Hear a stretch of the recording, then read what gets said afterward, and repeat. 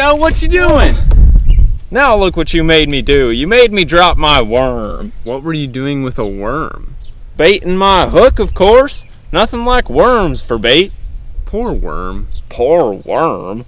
What do you mean, poor worm? Well, it just seems so cruel.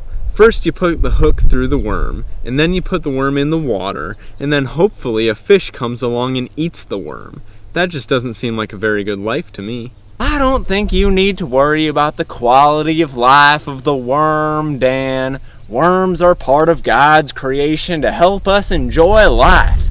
And man, there's nothing more enjoyable than reeling in a nice big fish that I caught using my worm as bait. And how would you know about that? Watch it, Dan. You know, Del, you might be right. There are a lot of things that God has given us to serve us, and in order for a lot of those things to serve us, that thing must die.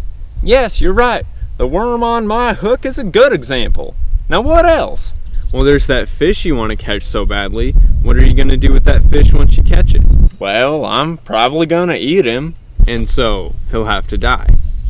You know, that's true. And that's true for just about anything we eat. If we want to live, something else has to die. You know what that reminds me of?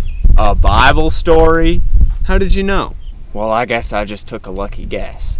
Now I'm curious. What Bible story are you reminded of when we're talking about how if we want to live, some things must die? Well, it's not just a Bible story. It's what all of the Bible is all about. The suffering and death of Jesus to take our sins away. Well, if Jesus dies on the cross to take our sins away, what does that have to do with something dying so that we might live? Sin means death for everyone. But if Jesus takes away our sins, that means we get life.